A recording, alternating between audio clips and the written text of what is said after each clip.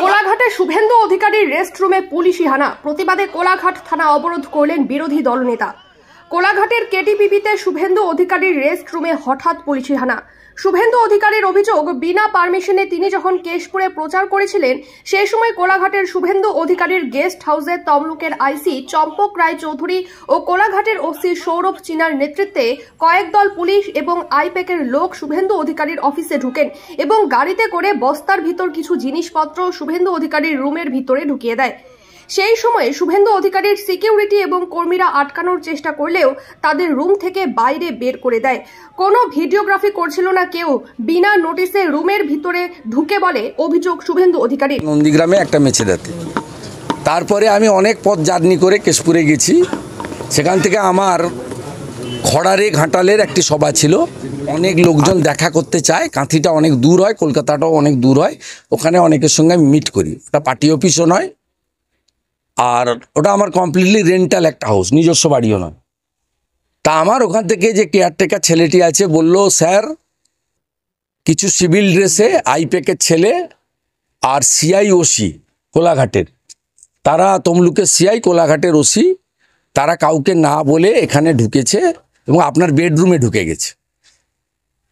বেডরুমে ঢুকে গেছে। আমি তখন বললাম যে আপনি যে অফিসার আছে তাকে ফোন দিন। প্রথমে ফোন ধরতে চাইনি, পরে কোলাঘাটের ওসি সৌরভ চিনা ফোন ধরলো। আমি বললাম দেখুন, আমার পৌঁছানো পর্যন্ত ওয়েট করতে হবে, কারণ মহামান্য হাইকোর্টে আমি অনেক লড়াই করেছি। আমার বাড়ির সামনে অসভ্যতামি হয়েছে, আমার বাবা মা, বয়স্ক বাবা মাকে প্রতিনিয়ত উত্ত্যক্ত করা হয়েছে ভাইপোর নির্দেশে, এবং আমাকে বহুবার আক্রমণ করা হয়েছে গত 3 বছর মমতা ব্যানার্জিকে, যেহেতু আমি হারিয়েছি নন্দীগ্রামে।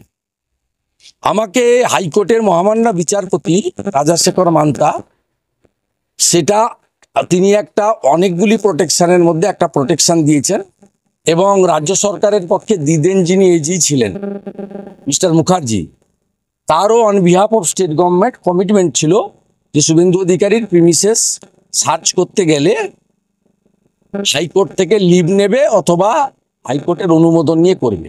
এটা হয়েছিল এই কারণে, মেঘনাথ পালকে গ্রেপ্তার করতে গিয়ে নন্দীগ্রামে আমার যে রেন্টাল রেস্টরুম কাম অফিস আছে নন্দনায়ক বাড়ে, সেটা সার্চ করতে গিয়েছিল। তারপরে আমি হাইকোর্টে যাই যে তাহলে এইভাবে বিব্রত করবে, এবং সার্চ ওয়ারেন্ট ছাড়া, ভিডিওগ্রাফি ছাড়া, আপনারা মিডিয়া ছাড়া বা আমার উপস্থিতি বা আমার অনুমোদিত লোকের উপস্থিতি ছাড়া আপনি সার্চ করতে পারেন? আপনি যদি দুটো ভাঙা বন্দুক রেখে দেন, আপনি যদি কিছু টাকা সেখানে রেখে দেন, আপনি যদি জাল নোট, হেরোইন, ড্রাগের কিছু বেআইনি জিনিস রেখে দেন, তার দায়িত্ব কে নেবে? এবং আপনারা আমাকে ফাঁসাবেন, এটা পারেন না। ন্যাচারাল জাস্টিস 226 ওরা ওখানে শুনতে চাইনি। পরবর্তীকালে আমি আমার রাজনৈতিক সহকর্মী যারা আছেন, বামদেব গুচ্ছাইত, দেবব্রত পট্টনায়ক, সিন্টু সেনাপতিদের খবর দিই যে ভাই আমার পৌঁছানো পর্যন্ত তোমরা যাও এবং ওদেরকে বলো এই কাজটা করতে না। আমার উপস্থিতিতে ভিডিওগ্রাফিতে সার্চ ওয়ারেন্ট যদি থাকে, হাইকোর্টের অনুমোদন থাকে, আমি অ্যালাউ করব। আমি ল অ্যাবাইড পিপল। তারপরে ওরা ওখানে যথেষ্ট অসভ্যতামি করেছে 1 ঘন্টার বেশি সময় ধরে, এবং এর নেতৃত্ব দিয়েছে সিআই তমলুক। ওই বেটার নামটা কি? চম্পক রঞ্জন চৌধুরী, আর যিনি নন্দীগ্রামে গণহত্যার সময় নন্দীগ্রামের ওসি ছিলেন, আর এখানে ওসি সৌরভ চিনা। এবং আমাদের লোকেরা পরে যখন যায়, লয়ার কল্লোল গেছিল, বামদেব গুচ্ছাইত, সিন্টু, দেবু পট্টনায়ক, আরও পরে গেল, এখন তাপসীও পৌঁছেছে, নীলাঞ্জনও পৌঁছেছে, তা আমাদের তাপস ভাইও আছে, অনেক সুকুল এসছে। তারপরে তারা আমাকে বলছে যে আইপ্যাকের লোকজনও সাথে ছিল, এবং তারা ছোট হাতিতে করে, বস্তায় করে কিছু নয় অস্ত্র, নয় ড্রাগ, নয় টাকা নিয়ে গেছিল। আমি অবাক, কোন রাজ্যে বসবাস করছি?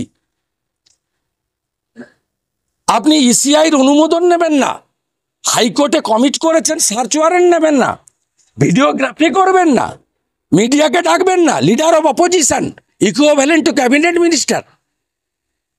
এবং হাইকোর্টে আমার প্রোটেকশন আছে। আপনার মুখ্যমন্ত্রী সুপ্রিম কোর্টে গেছিল, সুপ্রিম কোর্ট হাইকোর্টে ফিরিয়ে দিয়েছে, স্টে দেয়নি, আপনার আবেদন শোনেনি, তারপরেও আপনি এই জিনিস করবেন।